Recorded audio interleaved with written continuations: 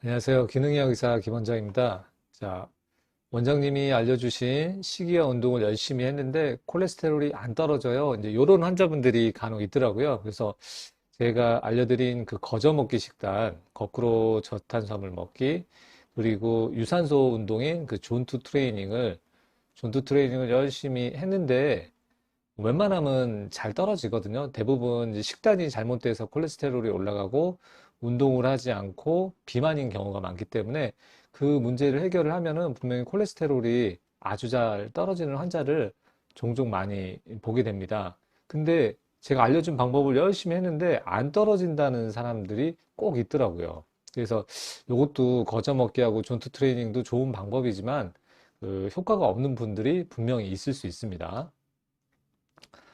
그래서 처음에는 저는 이제 그럴 리가 없는데, 안 떨어질 리가 없는데, 이분이 운동을 제대로 안 했겠지.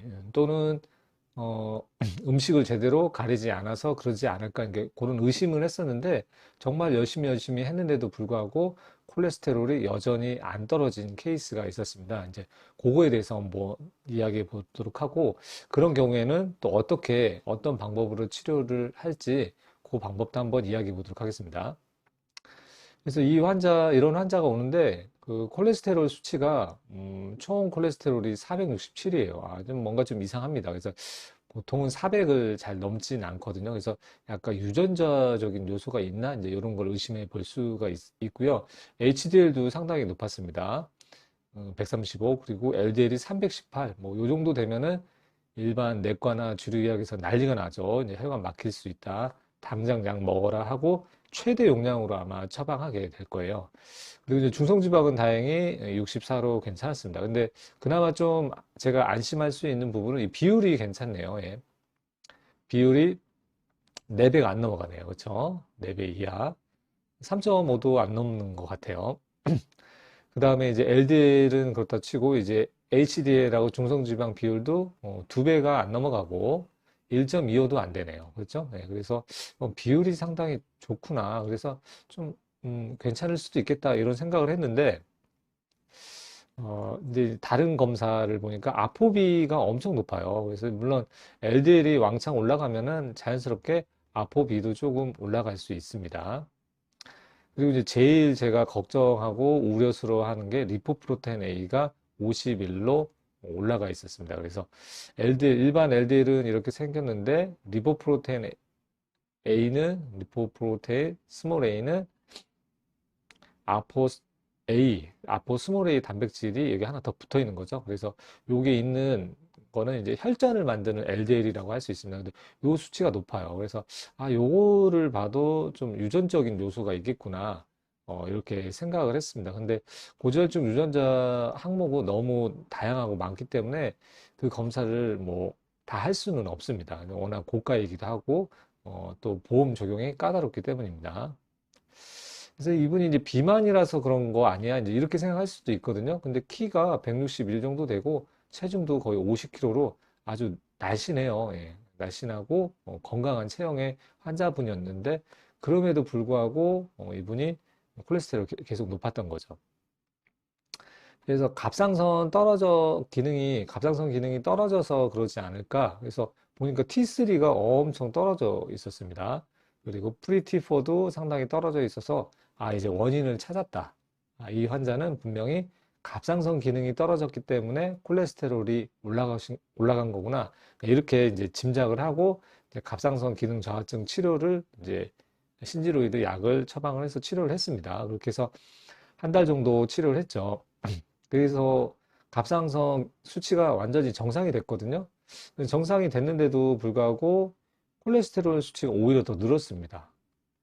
479, HDL은 오히려 줄고 LDL은 358로 늘고 중성지방도 줄었습니다. 그래서 갑상선 호르몬이 완전히 정상이 됐는데 왜 오히려 콜레스테롤이 늘었을까? 이제 이런 의심을 도대체 잘 모르겠더라고요. 그래서 그 갑상선 원인이 아니었구나, 다른 원인이 있겠구나 하고서 이제 추가적으로 또 다른 원인을 찾아보게 되었는데요.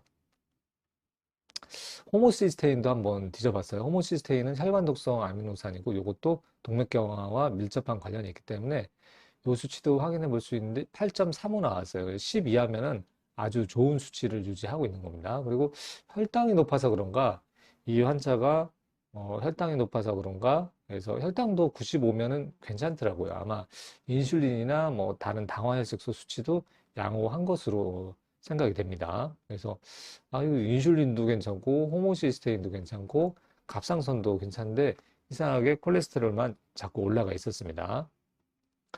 그래서 이제 제가 이제 LDL 콜레스테롤이 높으면 이 사이즈가 궁금하거든요. 근데 이 환자 사이즈를 보니까 전반적으로는 1번, 2번 LDL은 큰 LDL이 많은데 요 빨간색 작은 LDL도 조금 섞여 있는 편이었습니다. 그래서 전체적으로는 평균은 좋은 거지만 애매하게 찝찝하게 빨간 작은 LDL이 좀 섞여 있어서 혈관염증이 조금씩 일어날 수 있었습니다. 예, 그래서 콜레스테롤 사이즈는 애매하게 약간 문제가 있는 케이스였고요.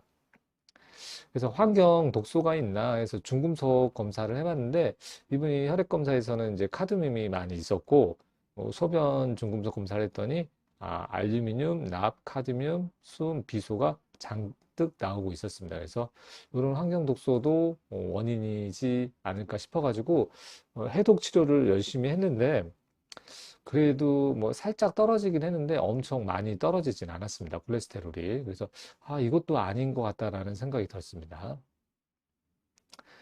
다행히 이제 동맥경화도는 이제 이렇게 이제 콜레스테롤 높으면 혈관이 막힐 수 있잖아요. 그래서 경동맥 초음파 했는데 그래도 깨끗한 편이었고요. 맥파 전달 속도 측정 검사를 해서 혈관이 얼마나 딱딱하게 굳어 있는지 그리고 팔다리 혈압 비율이 괜찮은지 확인해 봤는데 요 수치는 괜찮았어요. 그래서 고지혈증이 있으니까 요거는 그래도 괜찮다고 해서 한 번으로 검사 끝나는 게 아니라 주기적으로 좀 체크를 해볼 필요가 있을 것 같아요. 그리고 이제 마지막으로 이제 또 제가 체크해 본 거는 바로 이게 아포2 유전자, 고지혈증 유전자 중에서 아포2 유전자가 있는데 이 유전자가 보니까 이 E3, E4로 나와 있더라고요. 그래서 E4가 이 유전자는 그 아포 E2, E3, E4 이렇게 세 가지 타입으로 되어 있는데 요 4번 유전자가 하나 껴 있습니다. 그래서 이게 껴 있으면은 LDL 콜레스테롤이 LDL 콜레스테롤 수용체와 이렇게 결합을 해서 간 세포로 들어가 가지고 잘 제거가 돼야 되는데 이 3번이 가장 무난하게 잘 붙는 편인데 이 4번이 들어가 있으면은 콜레스테롤하고 수용체하고의 결합이 잘 안 돼서 간 세포 안으로 잘 흡수가 되지 않아서 혈액에 이 LDL 콜레스테롤 수치가 올라갈 수 있습니다. 그래서 이런 제일 안 좋은 거는 E4, E4 이렇게 4번이 둘 다 껴있는 거죠. 그래서 부모님한테 한 분한테는 이분은 E3를 받았고 한 분한테는 E4를 받은 것이죠. 그래서 뭐 누군지는 뭐 아빠인지 엄마인지 어느 분한테 받았는지는 알 수는 없지만 이렇게 받은 상태였습니다. 제일 안 좋은 거는 E4, E4일 때 치매 발병률이 거의 이제 한 12배 가까이 올라간다고 되어 있습니다. 그래서 이것도 약간 치매 발병률이 올라갈 수 있는 타입이라고 되어 있습니다. 그래서 요게 문제가 있어가지고 그 환자분은 콜레스테롤이 많이 올라간 것이고요. 그리고 이제 이 포가 있으면은 이제 특징적으로 이 환자분들이 민감한 음식이 있거든요. 그래서 시기를 잘 살펴봤더니 이 환자 같은 경우에는 그릭 요거트를 좀 많이 먹었거든요. 그래서 그릭 요거트에 그 포화지방이 많이 있어서 요런 유전자 타입인 경우에는 그릭 요거트를 먹으면 콜레스테롤이 왕창 올라갈 수 있습니다. 특히 버터 같은 거를 많이 먹어도 이런 유전자 타입인 경우에는 콜레스테롤이 많이 올라갈 수 있고 경우에 따라서는 그 염증도 생기고 작은 사이즈의 LDL 콜레스테롤도 함께 올라갈 수 있기 때문에 조심을 해야 됩니다. 그리고 또 이 포가 껴있게 되면 LPA 있잖아요. 아까 리포프로테인 A, 이거 혈전 만드는 LDL. 어디 있었죠? 요거 있잖아요. 요거가 잘 제거가 안 됩니다. 그래서 요것도 수치에 영향을 주기 때문에 혈전이 잘 생길 수 있습니다. 그래서 요 4번 껴있는지, 아포이 유전자 중에 4번이 껴있는지, 안 껴있는지 확인을 해보는 것이 상당히 중요한 포인트가 되겠습니다. 그래서 요런 게 우리나라에서는 한 100명 중에 한 15명 정도는 요런 타입이 있을 수 있습니다. 그래서 제법 빈도가 높은 거죠. 예, 그래서 100명 중에 15명은 있을 수 있으니까 혹시라도 열심히 이상하게 콜레스테롤 수치가 높거나 식이 운동을 해도 안 되는 경우에 콜레스테롤이 잘 안 떨어지는 경우에는 유전자를 한번 확인해 볼 필요가 있겠습니다. 그리고 또 이런 환자가 있었고, 그리고 40대 중반 남자는 보니까 총 콜레스테롤이 291, HDL이 79, LDL이 192 정도 됐었습니다. 그래서 그렇게 나왔는데 이 환자는 이제 그 리포프로테인 A 이게 103 정도 나왔어요. 그래서 요게 유난히 많은 환자였거든요. 그래서 요것도 유전자적인 문제가 요 아포스몰 A 단백질 관련된 유전자에 변이가 있으면은 요 수치가 높게 나올 수 있습니다. 그래서 이게 혈전을 만드는 LDL 콜레스테롤이라고 볼 수 있고 요게 이제 거의 90%가 유전으로 작동을 합니다. 그리고 10% 정도는 시기의 영향을 받기 때문에 거의 수치의 변동이 없다고 되어 있는데 10%라고 하지만 또 열심히 노력하시면은 의외로 시기로도 어느 정도는 줄일 수 있습니다. 하지만 이 103 정도 되면은 이 수치를 10% 줄여봐야 93이잖아요. 그래서 쉽지는 않지만 그래도 시기를 잘 해서 탄수화물, 특히 탄수화물을 철저하게 조절을 해서 관리를 하면 조금 줄일 수 있다. 이렇게 되어 있습니다. 사이즈를 봤더니 LDL 수치도 높지만 이 작은 LDL이 많이 있어서 혈관 염증이 생기고 동맥경화가 진행될 수 있겠죠. 예. 그래서 이 수치를 낮추기 위해서 뭔가 조치가 좀 필요한 상태였고요.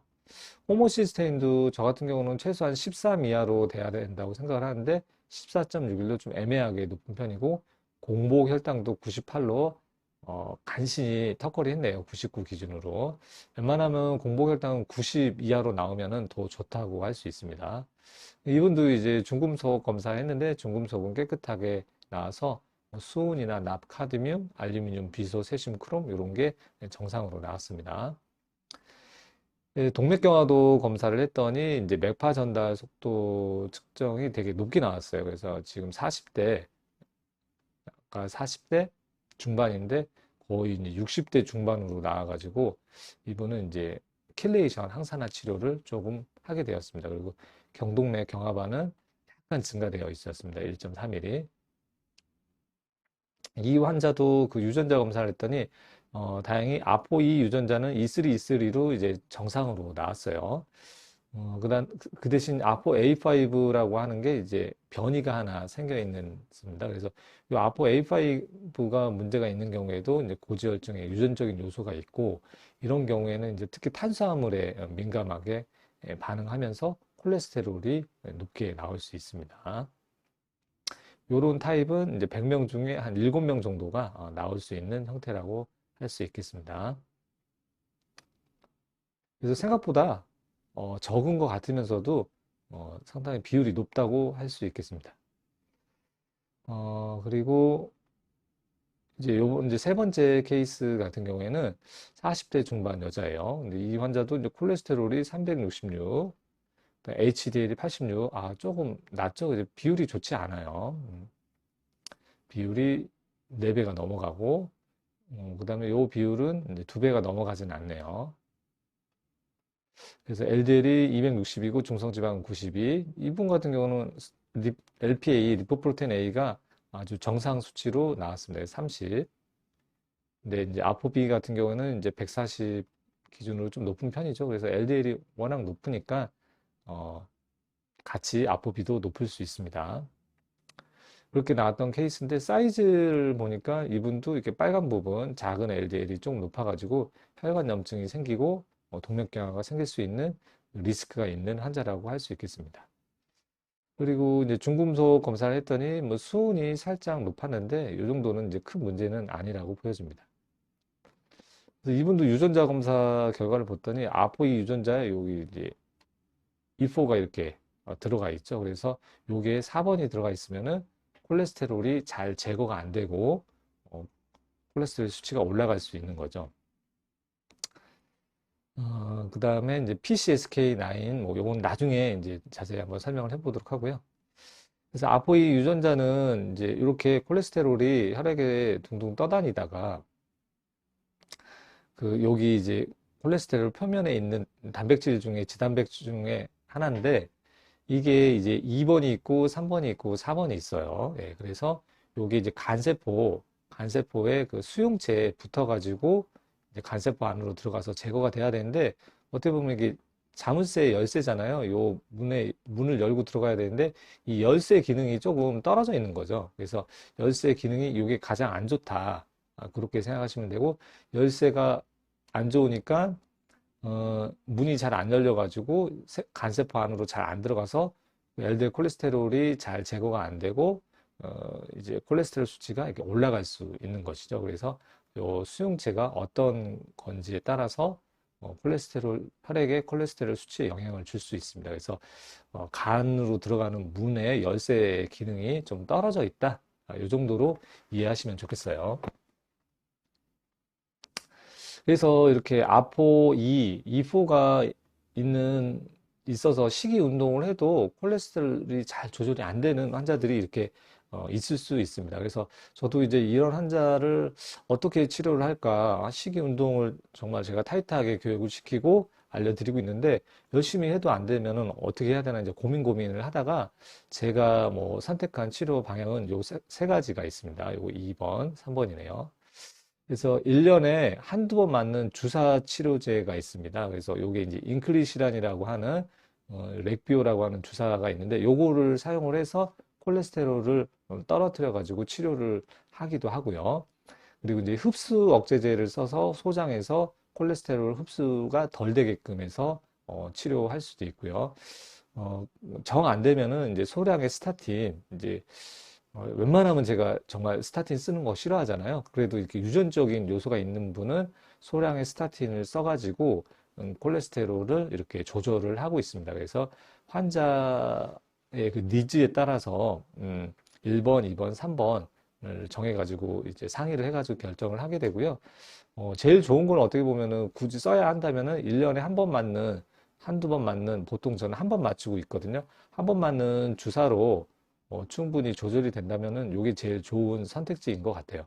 근데 가격만 생각 안 한다면은 이 방법이 가장 좋은 방법이고요. 이게 보험이 안 되는 비급여 주사이기 때문에 보통 200만 원이 넘는 고가의 주사이기 때문에 선뜻 뭐 원하지 않는 분들이 있을 수 있겠죠. 비용이 부담스러우니까. 근데 간혹 이제 실비 보험이 적용되는 환자분들도 좀 있더라고요. 그래서 저희 환자 중에서는 주사 맞고 뭐 70%를 그 비용을 환급을 받았다 이렇게 하시는 분들도 있더라고요. 그래서 본인의 그 보험 가입된 그 실비 보험에 따라서 이제 선택이 좀 다를 수도 있겠죠.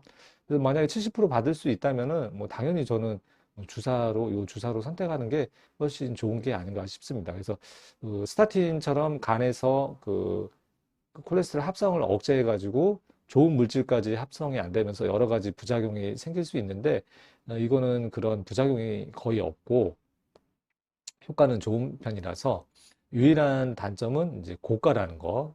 그리고 또 하나 단점은 아주 일부 환자한테는 효과가 없다라는 게 단점입니다. 그래서 효과가 없는 환자가 드물게 있을 수 있는데 그런 환자 같은 경우에는 이제 이게 환불 처리도 가능할 수 있기 때문에 크게 부담 없이 맞으셔도 될 것 같아요. 그리고 정 안 되면은 이제 흡수 억제제를 먼저 써볼 수 있고 얘도 부작용이 있을 수 있거든요. 그래서 요것도 뭐 스타틴보다는 부작용이 덜하겠지만 부작용이 일부 있을 수 있기 때문에 좀 주의가 필요하고요. 그리고 이제 소량의 이제 스타틴을 쓸 수 있습니다. 그래서 이 세 가지 중에 하나를 선택할 수 있고 1번 그 주사로 하고 나서 이제 조금 부족하다고 판단이 되면은 2번하고 3번을 조금 이렇게 조합을 해가지고 추가를 해가지고 콜레스테롤을 좀 더 낮출 수도 있겠습니다. 그래서 요런 저 같은 경우는 이제 유전적인 문제가 있는 경우에 요런 주사 치료를 포함해서 이 두 가지를 아주 소량으로 사용을 하고 있습니다. 또 하나 이 주사 치료제의 장점이라고 하는 아까 리포프로테인 A 있잖아요. 요거는 약도 없거든요. 혈전 만드는 LDL 요거를 뭐 2, 30% 정도 줄여주는 효과가 있다. 뭐 그렇게 그 데이터가 나와는 있더라고요. 근데 제가 써보면은 이게 그렇게 줄어드는 환자를 그렇게 많이 본 적은 없는 것 같아요. 그래서 주사를 뭐 경험이 좀 더 환자 케이스가 좀 더 쌓여야겠지만 드라마틱하게 팍팍 줄었다 이런 느낌은 아직은 못 보고 있지만 그래도 LPA까지 줄여주는 효과가 기대할 수 있다. 그래서 주사제를 쓰면은 이런 장점이 있다는 것을 좀 생각해 볼 수 있겠습니다. 그래서 이제 1년에 1, 2에 맞는 고지혈증 주사 치료제 이 렉비올 인클리시란 같은 경우에는 이게 유전자 치료제와 약간 연관이 있거든요. 그래서 이 아포이 유전자 변이가 있잖아요. 이쪽에 작용하는 건 아니고 요 콜레스테롤 수용체, 콜레스테롤 그 간세포로 들어가는 그 문 있잖아요. 그 문 개수를 왕창 늘려주는 효과가 있는 것입니다. 그래서 특별히 큰 부작용은 없고 효과도 한 1년, 6개월에서 1년 정도 지속되다가 없어지기 때문에 좀 더 안전한 것 같기도 하고요. 그래서 LDL 리셉터 요 숫자를 왕창 늘려주는 효과가 있어요. 그래서 유전적으로 이게 아포, 뭐 이포가 있어가지고 이 문하고 잘 체결이 안 돼서 문이 안 열리는데 대신 이 문하고 만날 수 있는 확률을 높이는 방법이 이 문의 개수를 늘려주면 되잖아요. 그래서 이 수용체를 이렇게 많이 만들어가지고 그 간세포 표면에 잔뜩 만들어가지고 들어올 수 있는 확률을 높여줘서 콜레스테롤을 제거하기 때문에 조금 아까 그 스타틴하고는 다른 기전을 가지고 있습니다. 그래서 스타틴하고 다르게 어떻게 보면 청소부를 좀 많이 늘려가지고 콜레스테롤 수치를 낮춘다고 할 수 있겠습니다. 그런 면에서 요 기전을 봐도 여러 가지 부작용이 없이 치료 효과를 높일 수 있는 좋은 방법이라고 생각이 됩니다.